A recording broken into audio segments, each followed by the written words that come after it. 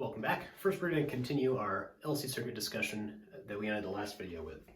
So if we have an LC circuit, a circuit with a capacitor and an inductor, we showed that the charge on the capacitor is Q, the current through the inductor is I. They both also have some delta V across them, and these two delta V's have to be equal. Okay, now we're back up to speed. So the governing equation that we left off with last time was d squared q dt squared was equal to minus 1 over LC times Q. Okay, so we need a solution for this equation, Q as a function of time, where two derivatives of Q gets us Q back times some constant. This means that the solution to this equation is a sine or a cosine function. So because this first derivative of sine is cosine, and then the derivative again gives you a minus sine, minus sine. Okay, so our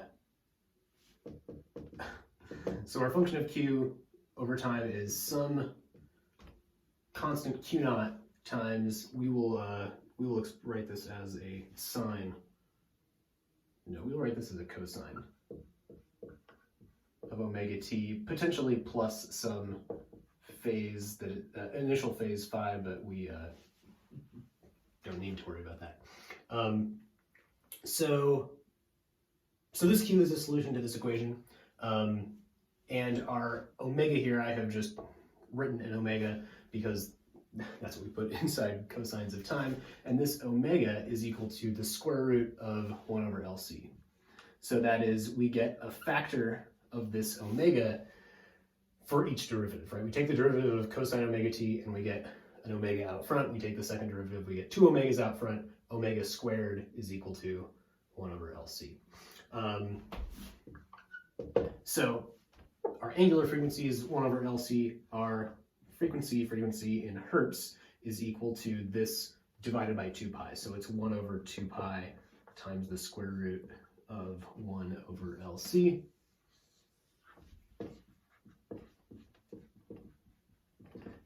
And these tell us the oscillation frequency of our circuit. So as we've said now, this circuit oscillates, because the solution here is an oscillating function of time, cosine, and we can draw a little graph of what that might look like. So if we were to plot Q as a function of time, we're starting out with charge on the capacitor, and it is giving us this sine function as a function of time. Of course, we could also, write down things in terms of the period t or something like that. We could, t is 1 over f. We could do other things with this, but we're just going to worry about frequency for now.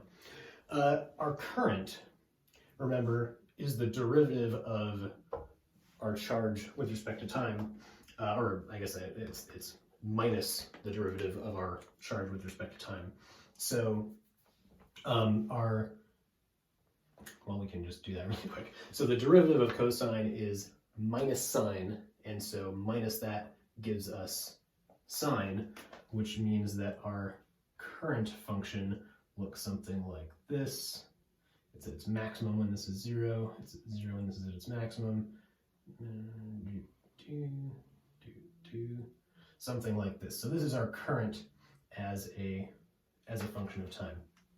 Does this make sense? Well, our maximum current, right, the maximum current flowing through our inductor is going to happen when there is, right when we have depleted the capacitor of charge. So that's right when that happens.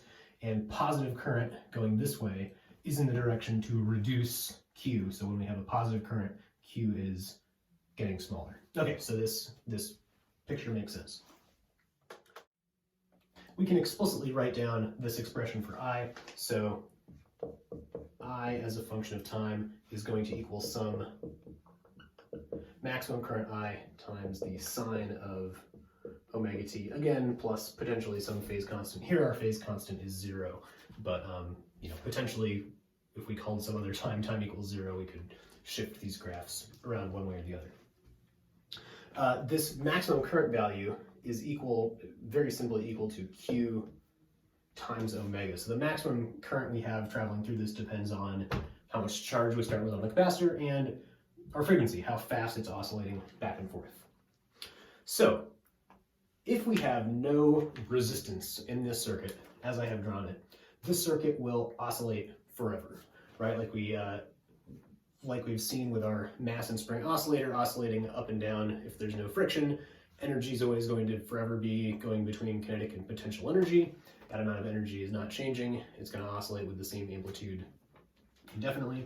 And the same thing's happening here. Our energy is going back and forth between the capacitor and the inductor, and that total energy is staying the same. We're not going to decrease the amplitude of our oscillation. This is going to be constant. If we do have a resistance, we definitely can still analyze this. That's a little too hard for Physics 211, but if you're interested, I'm happy to point you to solutions to those equations as well. All right, so what's important about this circuit is less the fact that it oscillates on its own, and I mean importance in terms of technology, I think. Circuits like this are used to generate oscillating functions. That does happen, but I think the more important application of these is in terms of being excited by some oscillating voltage. So if you have an LC circuit like this, and it is tuned just so its resonant frequency is at a very particular value, that means if you excite it a little bit at that frequency, you will be able to get a very large amplitude oscillation happening from that. So this is kind of like our mass and spring demo, right? So this mass and spring has some natural frequency it likes to oscillate at, and if it is, I can barely fit this all in the screen, I guess. If I move my finger up and down at that frequency, just the tiniest bit, I can get very large amplitude oscillations in the hammer compared to the amplitude of my finger moving up and down. And that's because I'm exciting it right at that resonant frequency. If I try to excite this hammer at a different frequency besides its resonant frequency, like this, let's do that again. It barely moves up and down at all. Or similarly, if I move my hand up and down like this, you know, at a slow frequency, the hammer doesn't really move up and down with any more amplitude than my hand does. So it's really only at this special frequency that you can get this very large response for a small amount of input. So that's the idea behind the resonance of this circuit. So this is the idea, again, that we excite at this resonant frequency and we get a big output or, response generally. So this idea of resonance applies to mechanical systems as well, certainly. So this statement is true for anything. In this case, the response might be the amount of current or the amount of voltage in our circuit.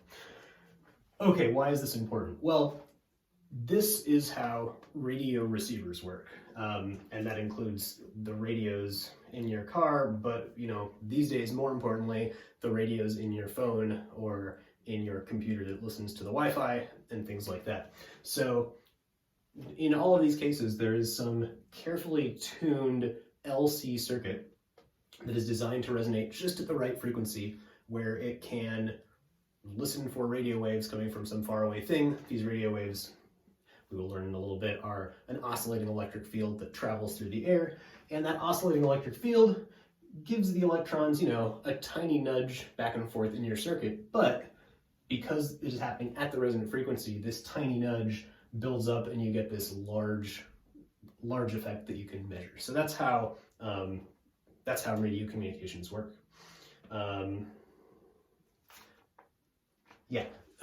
This idea of electromagnetic resonance is also how many, if not most, radio transmitters work as well. And you also can use similar effects to power magnetrons in microwaves and other systems like that.